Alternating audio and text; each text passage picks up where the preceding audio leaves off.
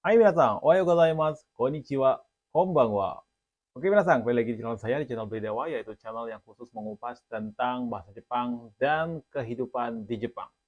Nah, di video kali ini, Sensei sangat tertarik sekali untuk membahas beberapa hal yang saya temukan di beberapa media sosial, ya. Di sini khususnya konten-konten yang saya anggap sedikit menyesatkan, ya. Sedikit menyesatkan itu seperti apa? Nanti saya akan jelaskan, ya. Jadi mungkin Minasang sudah sempat menonton beberapa konten-konten mungkin ya, yang isinya adalah meremehkan buku daripada Minano Nihongo ini, ya.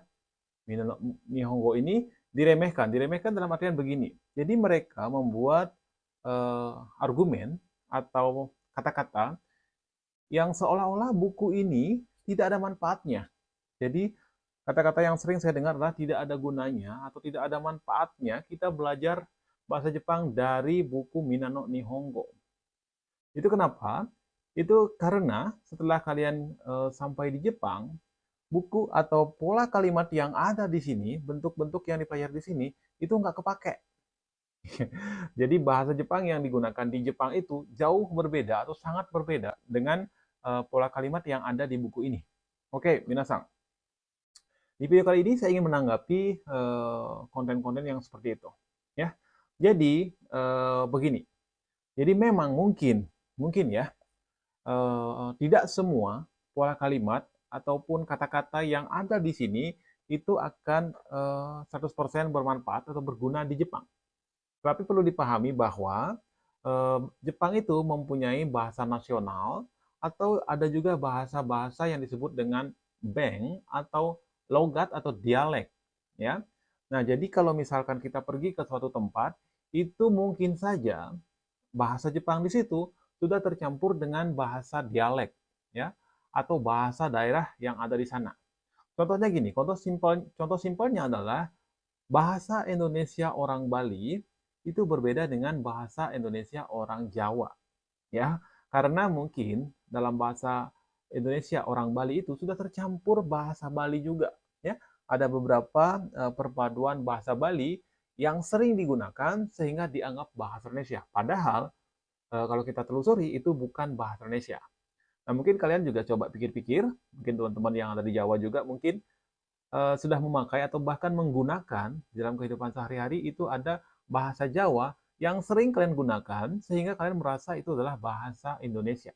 Tetapi ketika kalian keluar dari Jawa terus menggunakan bahasa Indonesia itu orang nggak mudeng, orang nggak ngerti. Ini orang ngomong apa sih? Nah, ternyata setelah ditelusuri itu adalah bahasa daerah yang sering kita campur yang atau sering kita gunakan dengan bahasa Indonesia. Sehingga kita sedikit salah paham atau beranggapan itulah bahasa Indonesia. Padahal itu bukan bahasa Indonesia. Nah, kesimpulannya di Jepang juga sama. Di Jepang juga ada banyak dialek atau beng. Mungkin ada Okinawa beng, Kansai beng, terus ada juga Kumamoto beng, dan seterusnya. Nah, kalau kita ngomongin itu, ya, terus kita bawa ke buku Minano Nihongo ini, saya bisa jamin 100% buku ini nggak berguna. Karena kalau kita ngomongin dialek, kita ngomongin yang namanya beng, itu nggak ada di buku, ya. Dan kemudian yang namanya bahasa itu ada bahasa dasar, terus bahasa menengah, terus bahasa orang pinter gitu loh. Maksudnya begini. Jadi ada orang yang belajar baru setengah atau baru awal lah. Terus ada pertengahan, terus ada akhir. Tapi yang namanya bahasa, saya pikir tidak ada akhirnya. Akan tetap ada kosakata atau bahasa-bahasa baru yang akan lahir sesuai dengan perjalanan zaman. Ya. Kemudian yang saya bahas adalah buku Minano Nihongo ini adalah buku dasar atau Shokyu. Shokyu itu adalah basic banget ya teman-teman. Jadi buku Minano Nihongo ini kalau kita misalkan berharap selesai buku Minano Nihongo 1 dan 2 kita udah pintar bahasa Jepang, itu masih belum. Tetapi kalau kita mau ngomong secara kecil, ketika kalian sudah memahami atau menguasai buku Minano Nihongo 1 dan 2, itu kalian sudah bisa berbicara untuk sehari-hari. Ya. Dan dimanapun kalian gunakan bentuk-bentuk yang ada di buku ini, itu akan tersampaikan. Jadi orang Jepang itu bisa paham. Ya. Walaupun mungkin akan sedikit panjang. Misalkan, anata wa barie ita koto ga arimasu ka? Di sini itu jawabannya akan panjang. Misalkan, hai, watashi wa barie ita koto ga arimasu. Padahal kalau kita mau jawab singkat, hai, arimasu. Itu aja cukup. Ya, itu salah satu contoh kecilnya. Kemudian, di sini memang tidak dibahas yang namanya putsuke secara detail. Tetapi di bagian bab 20 itu sudah dibahas bagian yang membahas tentang putsuke atau bentuk biasa. Misalkan doko iku no, nani taberu no. Cuma itu kita dalami. Coba saja kalian dalami, misalkan bab 20 sudah paham banget nih. Nah, terus bab-bab berikutnya kalian juga sudah belajar atau praktekkan untuk merubah bentuk-bentuk itu ke bentuk biasa. Saya pikir apa yang ada di buku Minano Nihongo ini akan sangat berguna. Ya, jadi jangan remeh. Jadi buat teman-teman yang baru belajar di Indonesia, yang baru masuk LPK, jadi jangan berkecil hati ketika mendengar argumen-argumen tentang tidak ada gunanya belajar Minano Nihongo. Setelah di Jepang, bahasa Jepangnya beda banget. Mungkin secara bentuk dia berbeda, tetapi kalau kita mau jujur, secara kosakata dia nggak bakal berbeda. Misalkan, di situ ada bedo, misalkan di situ ada gohang, misalkan di situ ada yang namanya haha, cici. Itu nggak bakal berbeda, teman-teman. Yang berbeda nanti mungkin adalah di bagian akhir, seperti kata kerja, mungkin itu yang akan berbeda, seperti penggunaan partikel. Itu yang akan berbeda. Ya, nah itu yang berbeda, itulah yang membuat kita akan bingung, karena kita belum pernah menyimak yang namanya perubahan-perubahan seperti itu. Tetapi kalau misalkan Minasang belajar dari awal, ya, kalau ingin memahami bahasa-bahasa keseharian itu, sebentar saya tunjukin bukunya kalau ada. Itu setelah buku Minano Nihongo, kalian harus belajar yang namanya buku ini. Mohon maaf, kelihatan nggak? Buku yang disebut dengan Nameraka Nihongo Nameraka Nihongo Kaiwa. Nah, ini di dalamnya barulah perubahan-perubahan yang sangat amat sering digunakan dalam kehidupan sehari-hari di Jepang. Dan ketika kalian ingin memahami ini, basicnya adalah buku Minano Nihongo ini. Kalau kalian memahami buku Minano Nihongo ini dengan baik, saya pikir untuk memahami buku ini, Nameraka Nihongo Kaiwa ini, tidak susah.